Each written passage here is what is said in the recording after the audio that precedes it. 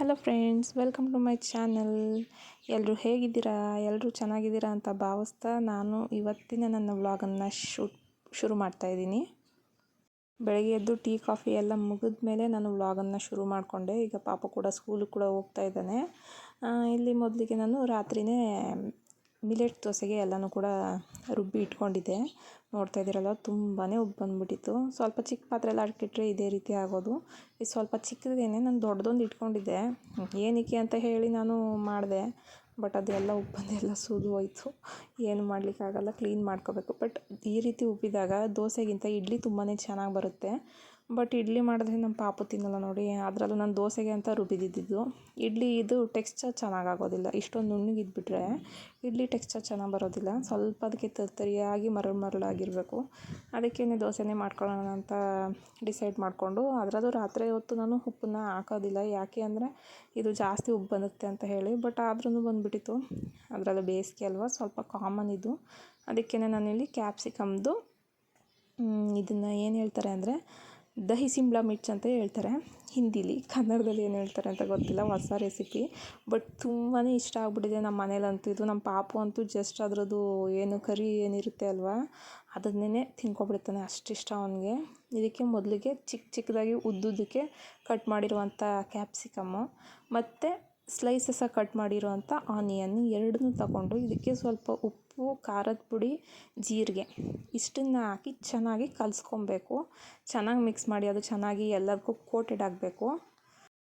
ಎಲ್ಲದಕ್ಕೂ ಕೋಟ್ ಆದಮೇಲೆ ಅದನ್ನು ಒಂದು 10 ನಿಮಿಷ ಎತ್ತಿಡಿ. ಜಾಸ್ತಿ ಏನು ಬೇಡ, 5ರಿಂದ 10 ನಿಮಿಷ. ನೀವು ಎತ್ತಿಡಲ್ಲ ಅಂದರೂ ಕೂಡ ನಡೆಯುತ್ತೆ, ಬಟ್ ಅದು ಎತ್ತಿಟ್ರೆ ಸ್ವಲ್ಪ ಟೇಸ್ಟ್ ಜಾಸ್ತಿ ಇರುತ್ತೆ.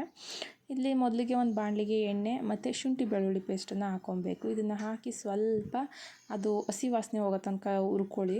ನೆಕ್ಸ್ಟು ಅದಕ್ಕೆ ನೀವು ಏನು ರೆಡಿ ಮಾಡಿ ಇಟ್ಕೊಂಡಿದ್ರಲ್ಲ ಕ್ಯಾಪ್ಸಿಕಮ್ ಮತ್ತು ಈರುಳ್ಳಿದು, ಅದನ್ನು ಇದಕ್ಕೆ ಆ್ಯಡ್ ಮಾಡಬೇಕು.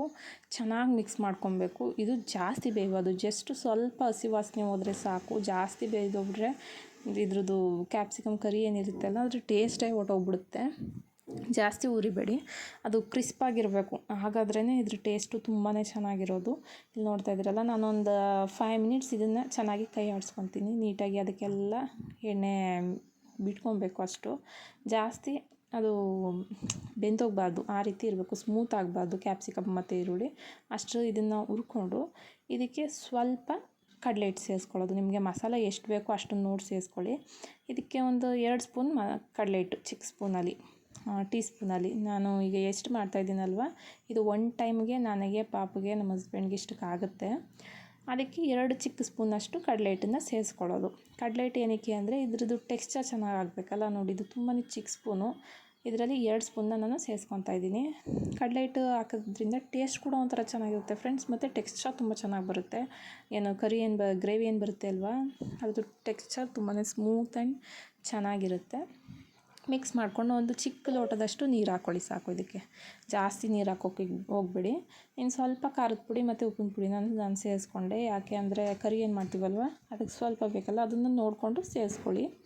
ಸೇರಿಸ್ಕೊಂಡು ನಂತರ ಇದಕ್ಕೆ ಸ್ವಲ್ಪ ನನಗೆ ಯಾಕೋ ನೀರು ಕಡಿಮೆ ಅನಿಸ್ತು, ಇನ್ನೊಂದು ಸ್ವಲ್ಪ ಆ್ಯಡ್ ಮಾಡಿಕೊಂಡೆ. ಅದಕ್ಕೇ ಅದೆಲ್ಲ ಆ್ಯಡ್ ಮಾಡಾಗಿ ಇದು ಸ್ವಲ್ಪ ಬೇಯಲಿಕ್ಕೆ ಬಿಡಬೇಕು. ಹೇಗೆ ಅಂದರೆ ಅದು ಗ್ರೇವಿ ಏನಿರುತ್ತೆ ಅಲ್ವ, ಅದಕ್ಕೆ ಎಲ್ಲ ಟೇಸ್ಟು ಇಳಿಬೇಕು. ಅಷ್ಟು ಅದನ್ನು ಬೇಯಲಿಕ್ಕೆ ಬಿಟ್ಟು, ಅಂದರೆ ಒಂದು 5 ಮಿನಿಟ್ಸು. ನೆಕ್ಸ್ಟ್ ಇದಕ್ಕೆ ಮೊಸರು ಹಾಕ್ಕೊಳ್ಳೋದು. ನಿಮ್ಗೆ ಎಷ್ಟು ಬೇಕೋ ಅಷ್ಟು, ಅಂದರೆ ಜಾಸ್ತಿ ಹಾಕೋಕ್ಕೆ ಹೋಗ್ಬೋದು, ಅತಿ ಕಡಿಮೆ ಹಾಕಿದ್ರೂ ಟೇಸ್ಟ್ ಗೊತ್ತಾಗಲ್ಲ. ಒಂದು 3ರಿಂದ 4 ಟೇಬಲ್ ಸ್ಪೂನಷ್ಟು ಮೊಸರನ್ನ ಹಾಕ್ಕೊಳ್ಳಿ. ಇದು ತುಂಬಾ ಚೆನ್ನಾಗಿರುತ್ತೆ. ಒಂದು ಸಲ ಟ್ರೈ ಮಾಡಿ. ನಾನು ಶಾರ್ಟ್ಸಲ್ಲೂ ಕೂಡ ಡಿಟೇಲಾಗಿ ಅಪ್ಲೋಡ್ ಮಾಡಿದ್ದೀನಿ. ಇನ್ನೊಂದು ಸಲ ನೋಡಿ, ಬೇಕಿದ್ದರೆ ಒಂದು ಸಲ ಟ್ರೈ ಮಾಡಿ ಹೇಗಿತ್ತು ಅಂತ ನನಗೆ ಕಮೆಂಟ್ ಮಾಡಿ. ಇನ್ನು ಹೋಟೆಲ್ ಸ್ಟೈಲಲ್ಲಿ ಚಟ್ನಿ ಮಾಡ್ತಾಯಿದ್ದೀನಿ ಅಂತ ಹೇಳಿ ಚಟ್ನಿ ತೋರಿಸ್ತಾ ಇದೆ ನಿಮಗೆ. ಚಟ್ನಿ ಎಲ್ಲ ಮಾಡಿ ತಿಂಡಿ ಪಾಪು ಕೊಟ್ಟು ಅವ್ನು ಕಳಿಸಾಯಿತು. ಈಗ ನೆಕ್ಸ್ಟು ನಾನಿಲ್ಲಿ ಅಕ್ಕಿ ನೆನೆಸಿಟ್ಟಿದ್ದು ನೀರೇನಿತ್ತಲ್ವ, ಅದನ್ನೆಲ್ಲ ಮಿಕ್ಸ್ ಮಾಡಿ ಗಿಡಗಳಿಗೆ ಹಾಕ್ತೀನಿ. ಈ ರೀತಿ ಡೈಲ್ಯೂಟ್ ಮಾಡ್ಕೊತೀನಿ ವಾಟರ್ನ. ಅದು ಯಾಕಂದರೆ ಎಲ್ಲ ಗಿಡಗಳಿಗೂ ಆಗಬೇಕಲ್ವ. ಅದಕ್ಕೆ ಏನು ಮಾಡ್ತೀನಿ ಅಂದರೆ ಡೈಲ್ಯೂಟ್ ಮಾಡಿಕೊಂಡು ಎಲ್ಲದಕ್ಕೂ ಒಂದೊಂದು ಜಗ್ ಹಾಗೆ ಹಾಕ್ಕೊತೀನಿ. ಇನ್ನು ಹಿಂದೆಗಡೆ ಇರೋದಕ್ಕೂ ಅಷ್ಟೇ, ಹಿಂದೆ ಇರೋವಂಥ ಗಿಡಗಳಿಗೂ ಕೂಡ ನಾನು ಒಂದೊಂದು ಸ್ವಲ್ಪ ಹಾಕ್ಕೊತೀನಿ. ಪುದೀನ ಏನಿದೆ ಅಲ್ಲ, ಅದು ಕಿತ್ಕೊಂಡ್ಬಿಟ್ಟಿದೆ ಎಲ್ಲನೂ ಆಲ್ಮೋಸ್ಟು. ಅದಕ್ಕೇನಲ್ಲಿ ಖಾಲಿ ಕಾಣ್ತಾ ಇದೆ. ಎಲ್ಲ ಆದಮೇಲೆ ಪಾಪುನ ಬಿಟ್ಬಿಟ್ಟು ಹಸ್ಬೆಂಡ್ ಕೂಡ ಬಂದರು.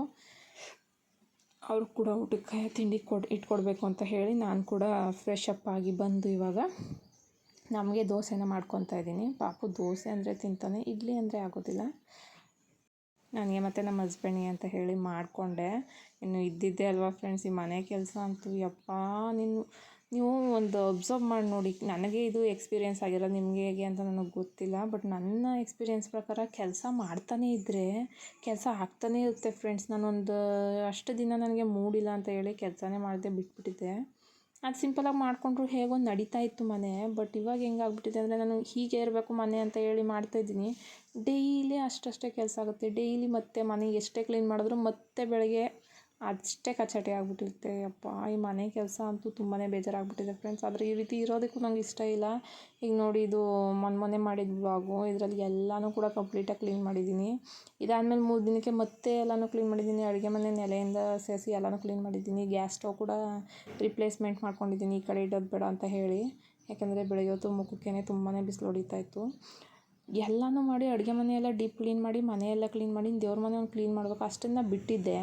ಅಮಾವಾಸ್ಯೆ ಇತ್ತಲ್ಲ, ಅಮಾವಾಸ್ಯೆ ಬರೋ ಟೈಮ್ಗೆ ಕ್ಲೀನ್ ಮಾಡ್ಕೊಳ್ಳೋಣ ಅಂತ ಹೇಳಿ. ಬಟ್ ಈಗ ನೋಡಿದ್ರೆ ಮತ್ತೆ ಮನೆಯೆಲ್ಲ ಕಚಟಿ ಆಗ್ಬಿಟ್ಟಿದೆ ಫ್ರೆಂಡ್ಸ್. ಈ ಕೆಲಸ ಎಲ್ಲ ನೋಡಿ ನೋಡಿ ನಂಗೆ ತುಂಬಾ ಬೇಜಾರಾಗ್ಬಿಟ್ಟಿದೆ. ಒಂದೊಂದು ಟೈಮು ಹೇಗೋ ಮೋಟಿವೇಟ್ ಮಾಡ್ಕೊಂಡು ನಮ್ಮನ್ನು ನಾವು ಮಾಡ್ಕೊಳ್ಬೋದು. ಬಟ್ ಕೆಲವೊಂದು ಸಲ ಹಿಂಗೆ ಅನಿಸ್ದಾಗ ಸ್ವಲ್ಪ ಕೆಲಸನ ಕೈ ಬಿಡಲೇಬೇಕಾಗುತ್ತೆ. ಬರೀ ಮನೆ ಕೆಲಸ ಆಗಿದ್ದರೆ ಹೇಗೋ ಮಾಡ್ಕೊಂಬಿಡ್ತಿದ್ದೇನೋ. ಪಾಪು ಮನೇಲಿದ್ದಾಗಲೂ ಅಷ್ಟೇ ತುಂಬಾ ಸ್ಟ್ರೆಸ್ ಆಗ್ತಾಯಿತ್ತು, ತುಂಬಾ ಸಾಕಾಗ್ತಾಯಿತ್ತು. ಆದರೆ ಪಾಪು ಸ್ಕೂಲ್ಗೆ ಹೋದ್ಮೇಲೆ ಒಂಥರ ಪ್ರಾಬ್ಲಮ್ ಆಗಿಬಿಟ್ಟಿದೆ ನನಗೆ. ಇದು ಆಲ್ಮೋಸ್ಟ್ ಇದು ಪಾಪು ಮನೇಲಿದ್ದಾಗಿನ ಅವತ್ತು ಭಾನುವಾರ ಇತ್ತು, ಆವತ್ತಿನ ವಿಡಿಯೋ ಇದು. ನಾನು ಮತ್ತೆ ಬಿಟ್ಟಿದ್ದೆ. ಪಾಪು ಸ್ಕೂಲ್ಗೆ ಹೋದಾಗಿಂದನೂ ಹಾಗೆ ಆಗಿಬಿಟ್ಟಿದೆ. ಹೇಗೆ ಅಂದರೆ, ಬೆಳಗ್ಗೆ ಎಲ್ಲ ರೂಟೀನೆಲ್ಲ ಮುಗಿಸಿ ನಾನು ಪಾಪನ ಕಳಿಸಿ, ಹಸ್ಬೆಂಡ್ನ ಕಳಿಸಿ, ನೆಕ್ಸ್ಟು ಇನ್ನು ಕಸ ಗುಡಿಸೋದು ಅದೆಲ್ಲ ಅವ್ರು ಹೋದ್ಮೇಲೆ ಇಟ್ಕೊತೀನಿ. ಯಾಕಂದರೆ ಬೆಳಗ್ಗೆ ಹೊತ್ತು ಆಗಲ್ಲ, ಕೆಳಗಡೆ ರಂಗೋಲಿ ಎಲ್ಲ ಹಾಕಬೇಕಲ್ಲ, ಅದೆಲ್ಲ ರಂಗೋಲಿ ಹಾಕಿ ಬಂದು ಮನೇಲೆಲ್ಲ ಕೆಲಸ ಮುಗಿಸಿ ಅವ್ನು ತಿಂಡಿ ಮಾಡಿಸಿ ಕಳಿಸೋಷ್ಟರಲ್ಲೇ ಆಗಿಬಿಡುತ್ತೆ. ಅದೆಲ್ಲ ಕಳಿಸ್ಬಿಟ್ಟು ಇನ್ನು ಮಧ್ಯಾಹ್ನ ಒಂದು ತಿಂಡಿ ಮಾಡಿದ್ಮೇಲೆ ಒಂದು ಸ್ವಲ್ಪ ಹೊತ್ತು ರೆಸ್ಟ್ ಮಾಡ್ತೀನಿ. ರೆಸ್ಟ್ ಮಾಡಿ ಮತ್ತೆ ಕೆಲಸ ಸ್ಟಾರ್ಟ್ ಮಾಡ್ತು ಅಂದರೆ ಕೆಲಸ ಮುಗಿಯೋದೇ ಇಲ್ಲ ಫ್ರೆಂಡ್ಸ್. ಅರ್ಧ ಆಗಿಬಿಡುತ್ತೆ, ಬಿಟ್ಬಿಟ್ಟು ಹೊಟ್ಟೆ ಹೋಗ್ತೀನಿ. ಆಯಿತು, ಬಟ್ಟೆ ಹಾಕೋದು, ಬಟ್ಟೆ ತಗೊಬರೋದು. ಈ ವಾಷಿಂಗ್ ಮಿಷಿನ್ ಇದ್ದರೂ ಅಷ್ಟೇ, ಅದು ಹಾಕೋದು, ತಗೊಬರೋದು, ಮಚ್ಚಿಡೋದು, ಇದರಲ್ಲೇ ಮುಗಿದೋಗ್ಬಿಡುತ್ತೆ ಟೈಮು. ಅದೆಲ್ಲ ಮಾಡಿ ಮುಗಿಸಿ ನಾನು ನೆಕ್ಸ್ಟು ಇನ್ನೂ ಪಾಪನ ಕರ್ಕೊಂಡು ಬರೋಕ್ಕೆ ಹೋಗಬೇಕು. ಅದಕ್ಕೇನು ಅಂದರೆ ಅಟ್ಲೀಸ್ಟ್ ತಲೆನಾದರೂ ಬಾಚ್ಕೊಬೇಕು ಅಂತ ಹೇಳಿ ತಲೆ ಬಾಚ್ಕೊಂಡು ಹೋಗ್ತೀನಿ. ನನಗೆ ಇತ್ತೀಚೆಗೆ ತಲೆ ಬಾಚೋದಕ್ಕೇ ಟೈಮ್ ಸಿಗೋಲ್ಲ, ಆಗ್ಬಿಟ್ಟಿದೆ. ತಲೆ ಬಾಚ್ಕೊಂಡು ಒಂದು 2:55 ಅನ್ನೋ ಟೈಮ್ಗೆ ಹೋದರೆ, ಇನ್ನು ನಾನು ಅವನ್ನ ಈ ಕಡೆಯಿಂದನೂ ಒಂದು 5 ಮಿನಿಟ್ಸ್ 10 ಮಿನಿಟ್ಸ್ಗೆಲ್ಲ ಹೊರ್ಟೋಗ್ಬಿಡ್ತೀನಿ. 10 ಮಿನಿಟ್ಸ್ ಆಗೋಲ್ಲ, 5 to 7 ಮಿನಿಟ್ಸ್ ಆಗುತ್ತೆ, ಹೊರ್ಟೋಗ್ಬಿಡ್ತೀನಿ. ನಾನು ಕರ್ಕೊಂಡು ಬಂದು ಇನ್ನು ಕೆಲಸ ಎಲ್ಲ ಮಾಡೋಕ್ಕೆ ಎನರ್ಜಿನೇ ಇಲ್ಲ ನನಗೆ. ಸಾಕಾಗ್ಬಿಡುತ್ತೆ. ನಡ್ಕೊಂಡು ಹೋಗಿ ಈ ಕಡೆಯಿಂದ ನಡ್ಕೊಂಡು ಹೋಗ್ಬೇಕು, ಆ ಕಡೆಯಿಂದ ನಡ್ಕೊಂಬರ್ಬೇಕು. ಪಾಪ ನನ್ನ ಮಗ ನಡ್ಕೊಂಡೇ ಬಂದುಬಿಡ್ತಾನೆ.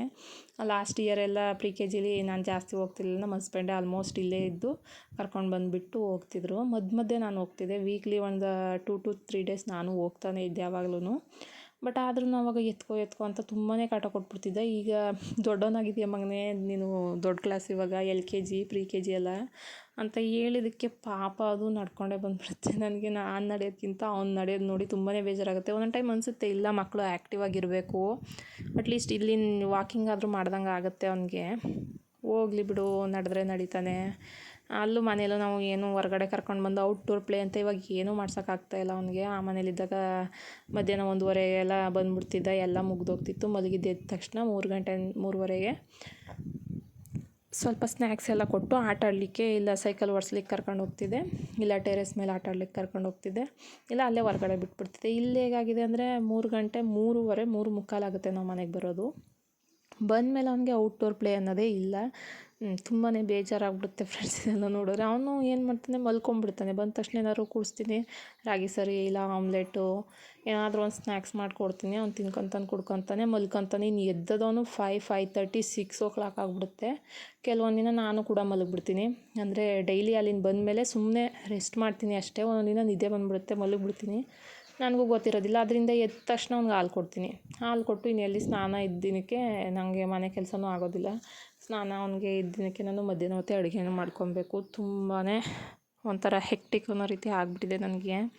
ರೂಟೀನ್ನ ಹೇಗೆ ಸೆಟ್ ಮಾಡ್ಕೊಬೇಕು ಅಂತಲೇ ಗೊತ್ತಾಗ್ತಾಯಿಲ್ಲ ಫ್ರೆಂಡ್ಸ್. ಆದಷ್ಟು ನಾನು ಟ್ರೈ ಮಾಡ್ತಾಯಿದ್ದೀನಿ. ಇವತ್ತು ಎಲ್ಲನೂ ಮುಗಿಸ್ಬಿಟ್ಟೆ ಅನ್ನೋಂಗೆ ಫೀಲ್ ಆಗುತ್ತೆ. ಮತ್ತೆ ನಾಳೆಯಿಂದ ಅದೇ ಕತೆ, ಏನು ಮಾಡಲಿಕ್ಕಾಗಲ್ಲ. ಇನ್ನು ನಾವು ಮಾಡಲ್ಲ ಅಂತ ಕೂತ್ರೆ, ಇವಾಗ ಒಂದು ದಿನ ನಾನು ಹಾಗಂತ ಕೂತ್ರೆ ಮತ್ತೆ ನಾಳೆ ಅದನ್ನು ಮತ್ತೆ ನಾನೇ ಮಾಡಬೇಕು. ಇನ್ನು ಯಾರು ಮಾಡ್ತಾರೆ ಹೇಳಿ ಅಲ್ವಾ. ಇನ್ನು ಪಾಪು ಅವನನ್ನು ನೋಡ್ಕೊಳ್ಳೇಬೇಕು, ಅವ್ನಿಗೆ ಎಷ್ಟು ಪ್ರಿಯಾರಿಟಿ ಕೊಡಬೇಕು ನಾವು ಆದಷ್ಟು ಕೊಡಲೇಬೇಕು. ಯಾಕಂದರೆ ಇವಾಗ ಅವ್ರಿಗೆ ಏಜು ಮುಂಚೋಯ್ತು ಅಂದರೆ, ಅವರು ಇವಾಗ ಏನು ಈ ಸ್ಟೇಜಲ್ಲಿ ಇದ್ದಾರೆ ಅಲ್ವಾ, 3 to 6 ಇಯರ್ಸು ಈ ಫೇಸ್ ಮುಂಚೋಯ್ತು ಅಂದರೆ ಅವರು ನಮ್ಮನ್ನು ಇಷ್ಟು ಕಟ್ಕೊಳ್ಳೋದಿಲ್ಲ.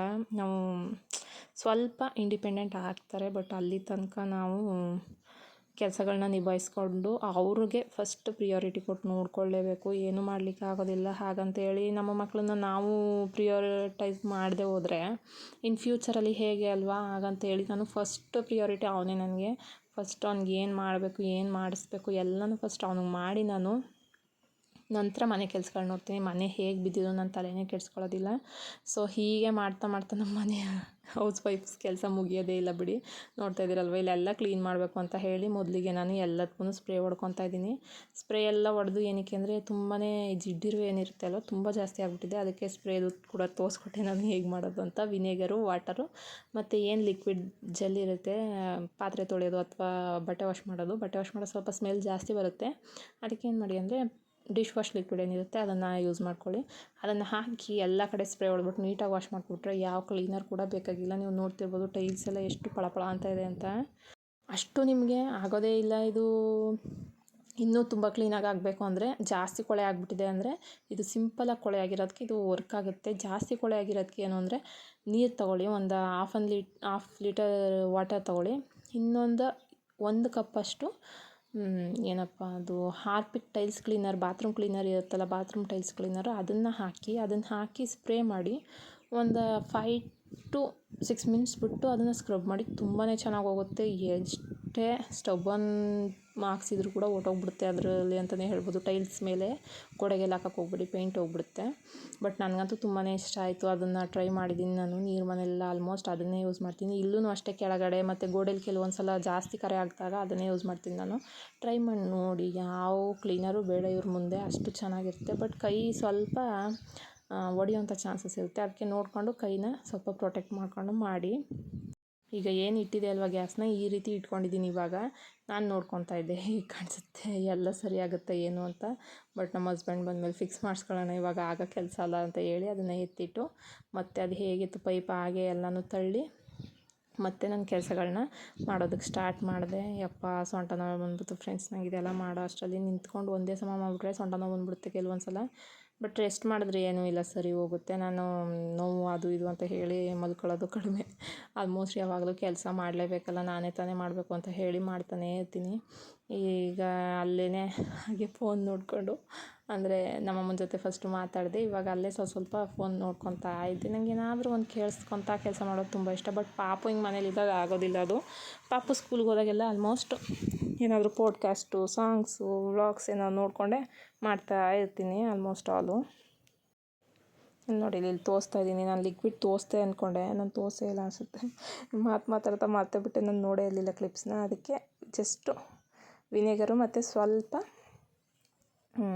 ಲಿಕ್ವಿಡು, ಡಿಶ್ ವಾಶ್ ಲಿಕ್ವಿಡ್ ಹಾಕ್ಕೊಂಡು ಎಲ್ಲ ಕಡೆ ಸ್ಪ್ರೇ ಮಾಡ್ಕೊಳ್ಳೋದು. ಸ್ಪ್ರೇ ಮಾಡೋದ್ರಿಂದ ಅದು ಇರುವೆ ಆಗಲಿ ಬರೋಲ್ಲ, ಜಿಡ್ಡು ಇರೋದಿಲ್ಲ ಮನೇಲಿ, ಕ್ಲೀನಾಗುತ್ತೆ ಚೆನ್ನಾಗಿ.